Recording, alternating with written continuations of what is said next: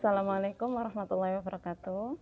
Di kesempatan kali ini kita akan kuliah dengan materi kimia analisa 2, lanjutan dari kimia analisa 1, dan materi pertama yang akan saya sampaikan di sini adalah analisa kualitatif dan kuantitatif, bagaimana analisa kualitatif tersebut dan kuantitatif, dan bagaimana perbedaannya dari kedua analisa tersebut. Nah, di sini nanti di kesempatan kali ini saya juga akan menyampaikan kontrak perkuliahan atau aturan perkuliahan yang akan kita ikuti di kimia analisa 2 ini. Oke, yang pertama adalah kontrak kuliah. Di sini kontrak kuliah sudah saya bagi beberapa poin. Untuk poin yang pertama, jadi semua materi kuliah akan saya upload di channel YouTube yang sudah saya buat, dan linknya akan saya share ke mahasiswa, baik itu melalui PJMK ataupun melalui grup di Telegram, grup kelas kimia analisa 2. Dan mahasiswa yang mengikuti perkuliahan ini wajib untuk subscribe, like, dan view video materinya sampai selesai. Untuk poin yang kedua, absensi kalian isikan di kolom komentar di YouTube tersebut.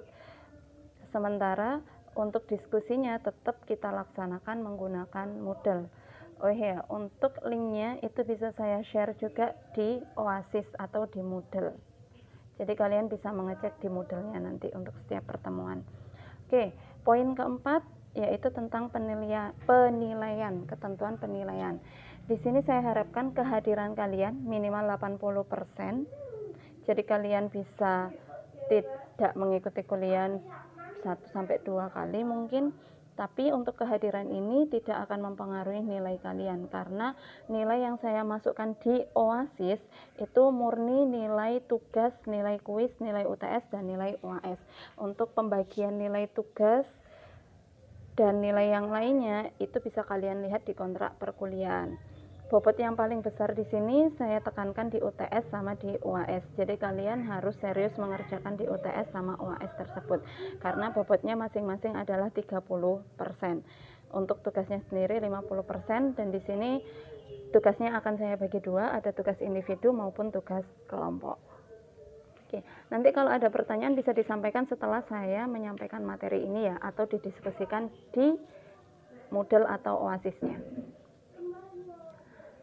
Oke, yang pertama tentang kimia analisa. Jadi di sini saya menuliskan tujuan sama topik atau materi yang akan kita bahas di kimia analisa selama semester ini. Untuk tujuannya sendiri, saya harapkan mahasiswa dapat memahami konsep dasar dari kimia analitik maksudnya, dan mampu menyelesaikan berbagai masalah analisa dasar. Untuk materinya sendiri itu kita akan membahas tentang kesetimbangan asam basa, kesetimbangan pengendapan kompleks, kesetimbangan redoks, identifikasi kation dan anion, unsur dan gugus fungsional, stoikiometri, gravimetri, volumetri.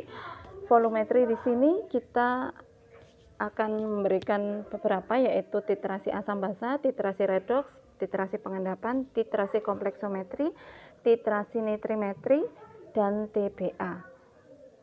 Dan yang terakhir titrasi argentometri.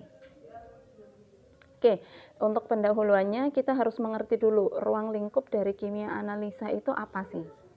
Kimia analisa atau kimia analitik. Jadi kimia analitik itu merupakan bagian dari ilmu kimia yang mempelajari metode dan prosedur untuk mengetahui zat yang terkandung dalam suatu sampel, baik itu kualitatif maupun kuantitatif, baik secara konvensional maupun instrumental. Yang konvensional itu ya termasuk yang kualitatif tadi. Jadi kita menggunakan bahan dasar atau bahan alam yang bisa memberikan jawaban antara iya dan tidak. Sementara yang instrumental itu contohnya kita menganalisis logam berat dalam suatu sampel menggunakan AAS, bisa menggunakan HPLC, dan peralatan atau instrumental lainnya. Untuk yang poin kedua, di sini poin kedua dan poin ketiga, saya akan menjelaskan tentang analisa kualitatif dan kuantitatif. Apa perbedaan dari kedua analisa tersebut? Jadi kalau analisa kualitatif itu bertujuan untuk mengetahui zat apa saja yang terdapat dalam sampel dan bagaimana strukturnya. Contohnya kita bisa menggunakan KLT di situ. KLT di situ untuk mengecek zat apa saja yang terdapat pada sampel kita. Jadi cara mengeceknya itu berdasarkan RF-nya atau perpindahan dari noda atau titik-titiknya. Kalau kalian kurang paham untuk KLT, minggu depan bisa saya share video tentang penggunaan analisis KLT sebagai wujud dari analisa kualitatif tersebut. Selain itu, analisa kualitatif ini bertujuan untuk mengetahui senyawa tersebut ada nggak di dalam sampel, atau jawaban cuma membutuhkan jawaban yes or no saja. Sementara untuk analisa kuantitatif itu bertujuan untuk mengetahui berapa jumlah zat yang berada dalam sampel atau konsentrasinya. Misal, kita menggunakan analisa kualitatif nih ya. Di dalam sampel A, ada nggak senyawa asam oksalatnya? Oh, ternyata ada. Berapa kadarnya? Lah, kalau kita tanya kadar atau konsentrasi, kita tidak bisa menggunakan analisa kualitatif. Kita butuh analisa kuantitatif yang secara detail akan menjelaskan kadar atau konsentrasinya. Oke. Berikutnya, ruang lingkup dari kimia analisa itu apa sih? Atau kimia analitik itu apa sih? Nah, ruang lingkupnya itu sangat luas. Dia bisa meliputi industri pabrik, analisa makanan, minuman, terus analisa klinis dan kedokteran. Ini yang mungkin masuk di materi kalian atau masuk di bidang kalian, yaitu analisa klinis tersebut. Terus bisa masuk di farmasi juga, bisa masuk di pertanian juga, lingkungan, dan analisis kriminologi. Kalau analisis kriminologi ini biasanya berhubungan dengan forensik ya. Oke, ini saya kenalkan dulu metode dalam analisa. Jadi dalam analisis dapat dilakukan dengan metode basah atau kering. Kalau metode basah dilakukan dalam bentuk larutan, sehingga untuk sampel padatan harus dilarutkan terlebih dahulu. Sementara untuk sampel kering dilakukan pada sampel berbentuk padatan atau leburan. Biasanya untuk menghilangkan kadar airnya kita membutuhkan furnis untuk preparasinya. Materi selanjutnya yaitu prinsip dasar dari analisa. Prinsip dasar dalam analisa yaitu sampel ditambahkan reagen tertentu yang sudah diketahui susunannya sehingga terbentuk suatu reaksi atau perubahan yang dapat diamati atau diidentifikasi. Terus reaksi yang terjadi dapat bersifat sensitif, spesifik maupun selektif. Itu prinsip dasarnya ya. Dalam analisa dapat diklasifikasikan berdasarkan banyaknya jenis atau macam zat yang dianalisa. Analisis ini meliputi analisis proksimet, analisis parsial, analisis komponen runut, dan analisis lengkap.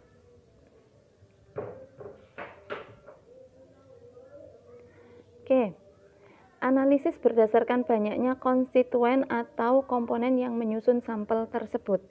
Itu masih dibagi lagi menjadi 3, yaitu ada komponen mayor utama dengan kadar itu lebih dari 1% atau konsentrasinya lebih dari 1%, terus analisis komponen minor atau kecil dengan kadarnya 0,01 hingga 1%, dan analisis trace ini lebih kecil lagi ukurannya daripada yang minor dengan kadarnya kurang dari 0,01%. Jadi kalau kalian dengar kata trace berarti dia lebih kecil dari minor. Dia bisa berupa debu atau ash. Yang berikutnya, analisa berdasarkan ukuran banyaknya sampel yang dianalisa. Analisisnya bisa meliputi analisis makro dengan sampel ukurannya lebih dari 0,1 gram. Terus analisis mikro, sampelnya berukuran 10 pangkat min 2 gram sampai 10 pangkat min 1 gram. Analisis submikro itu lebih kecil lagi ukurannya, yaitu 10 pangkat min 4 gram sampai dengan 10 pangkat min 2 gram. Analisis ultramikro lebih kecil lagi, yaitu kurang dari 10 pangkat min 4 gram. Nah, ini prosedur-prosedur yang mungkin sering kalian temui di kimia analisa. Yang pertama, tentukan dan rumuskan masalahnya. Terus, pilih dan tentukan metode yang tepat. Yang ketiga, ambil sampel yang mewakili atau teknik sampling di sini. Yang keempat, penyiapan sampel untuk analisa. Yang kelima, pengukuran, dan yang terakhir adalah kita menganalisis hasil dari pengukuran tersebut untuk ditarik kesimpulannya. Di kimia analisa sendiri tidak akan jauh dari yang namanya akurasi dan presisi.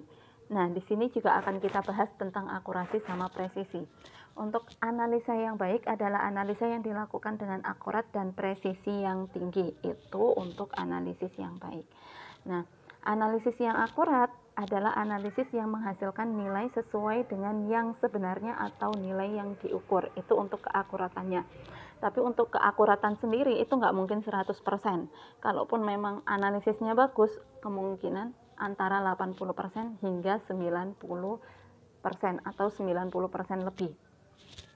Jarang saya menemui ada yang keakuratannya sampai 100%. Yang poin berikutnya, analisis yang presisi. Bagaimana sih presisi itu?